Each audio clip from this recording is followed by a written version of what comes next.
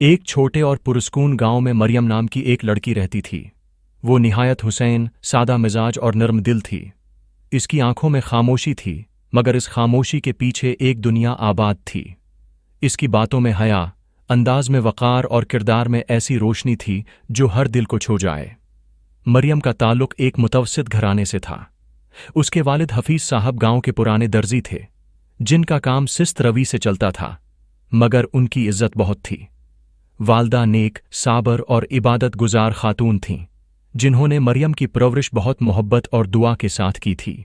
मरियम को बचपन ही से किताबों का शौक था। वो स्कूल के बाद घंटों नदी किनारे बैठकर दरख्तों की छांव तले मुताला करती, फूल चनती, परिंदों की आवाज़ें सुनती और दिल ही दिल में ख्वाब बनती। वो चाहती थी कि एक दिन शहर जाकर तालीम हासिल करे, कुछ बने, अपने वालिदीन का सहारा बने और गुर्बत के अंधेरे को अपने इल्म की रोशनी से दूर करे। मगर उसके दिल में कहीं ना कहीं एक खलिश थी, एक अधूरापन जो कभी मुकम्मल नहीं हो पाया था। एक दिन वो नदी किनारे फूल चुन रही थी कि एक नौजवान घोड़े पर सवार वहां आ निकला। वो अजनबी था, पर उसकी आंखों में शराफत और चेहरे पर एक अनजानी संजीदगी थी। इसका नाम सैफ था। वो शहर से आया था अपनी बीमार नानी से मिलने के लिए, जो गांव के एक पुराने हवेली नुमा घर में मुकीम थीं। सैफ तालीम याफ्ता और सुलझा हुआ नौजवान था। पहली मुलाकात में दोनों के दरमियान ज्यादा बात नहीं हुई, सिर्फ एक हल्की सी नज़र का तबादुला हुआ, मगर वो लम्हा दोनों के दिल में महफूज हो गया। अगले दिन इत्तेफाक से फिर वही जगह, फिर वही वक्त और दोबारा मुलाकात। इस बार सैफ ने सलाम किया और मरियम ने धीमी आवाज में जवाब दिया। बातों का सिलसिला शुरू हुआ। पहले मौसम की बातें, फिर किताबों, फूलों, ख्वाबों और आखिरकार दिल की। वो दोनों एक दूसरे की तरफ खौंचे चले जा रहे थे। मरियम ने कभी किसी अजनबी के साथ इतनी आसानी से बात न की थी, और सैफ ने भी पहली बार किसी लड़की की आंखों में इतनी गहराई देखी थी। वो रोज नदी किनारे मिलते, मगर हर मुलाकात में एक पर्दा रहता, एक अदब, एक फासला। उनके दरमियान मोहब्बत पनप रही थी, मगर खामोश, मुहज्जब और खालिस। सैफ मरियम की सादगी से मुतासिर था और मरियम सैफ के अखलाक से।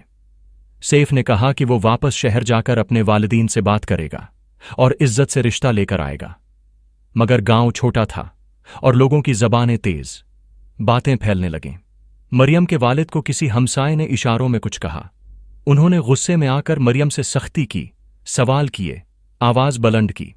मरियम ने खामोशी से सब सुना, आंखों में आंसू लिए, दिल में दुख लिए। उसने सिर्फ इतना कहा, आबा, मैंने कोई गुनाह नहीं किया। हफीज साहब को अपनी बेटी पर एतबार था, मगर माशरे का खौफ दिल पर हावी था। उन्होंने मरियम को नदी के किनारे जाना बंद करवा दिया।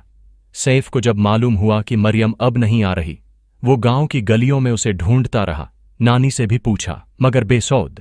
उसने वापसी से एक दिन पहले मरियम को एक खत लिखा और उसकी छत पर रखकर चला गया। खत में मोहब्बत, वादा और वफा का पैगाम था। उसने लिखा कि वो चंद महीनों में वापस आएगा और अपने वालिदीन से मरियम का रिश्ता तय करवा के उसे अपने साथ ले जाएगा। मगर वक्त बेवफा निकला। महीने गुजरे, साल बीत गया। न सैफ वापस आया, न कोई पैगाम। मरियम रोज नदी किनारे जाकर खामोशी से बैठती। वही दरख्त, वही पानी, वही हुआ, मगर उसका सैफ वहां नहीं होता। वो खत रोज पढ़ती।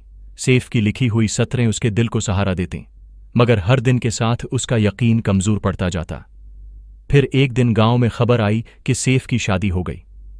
वालिदैन ने जबरदस्ती उसकी मंगनी कर दी थी और वो इनकार न कर सका। मरियम ने जब ये सुना, उसके हाथों से वो खत गिर गया। दिल में जैसे कोई तूफान उठा। उसने वो खत जलाया, नदी में फूलों का हार बहाया और घर वापस आ गई। मां ने जब देखा तो बेटी के चेहरे पर एक अजीब सी खामोशी थी। उसने कुछ न पूछा, बस मरियम को गले से लगा लिया। मरियम ने अगले दिन से गांव के बच्चों को पढ़ाना शुरू किया। उसने फैसला किया कि वो अपनी टूटी हुई उम्मीद को किसी और की रोशनी में बदल देगी। वो हर दिन बच्चों को पढ़ाती, उनके चेहरों पर मुस्कुराहटें बिखेरती, उनकी मासूम बातों में अपना दर्द भूलती। वक्त गुजरता गया, सालों बीत गए। सैफ कभी कभी नानी के मज़ार पर आता, दूर से मरियम को बच्चों के साथ देखता, एक तवील सांस लेता और बगैर कुछ कहे वापस चला जाता। वो चाहता था कि एक बार जाकर माफी मांगे, लेकिन उसे मालूम था कि वक्त का दिया हुआ जख्म सिर्फ वक्त ही भर सकता है। अल्फाज नहीं। मरियम की आंखों में अब भी वही चमक थी, मगर इसमें एक गहरा सुकून शामिल हो चुका था। वो अब अपनी जिंदगी से मुतमईन थी। उसे मोहब्बत मिली थी, मगर वो मुकम्मल न हो सकी। फिर भी उसने मोहब्बत को बदनाम नहीं किया, उसे अपनी दुआ बना लिया। कई साल बाद मरियम के शागिर्दों ने शहर जाकर कामयाबी हासिल की। किसी ने डॉक्टर बनकर मां का इलाज करवाया, किसी ने वकील बनकर बाप के मुकदमे जीते। मरियम के ख्वाब, जो कभी उसने सैफ के साथ बांटे थे, अब उन बच्चों की आंखों में पूरे हो रहे थे। वो नदी अब भी वहीं बहती थी, दरख्त वहीं थे, परिंदे वहीं नगमे गाते थे। मरियम कभी कभी वहां जाती, खामोशी से बैठती और नरमी से मुस्कुरा देती। उसकी आंखें अब सवाल नहीं करतीं, क्योंकि वक्त ने उसे हर सवाल का जवाब दे दिया था। मोहब्बत कभी खत्म नहीं हुई थी, बस खामोश होकर इबादत बन गई थी।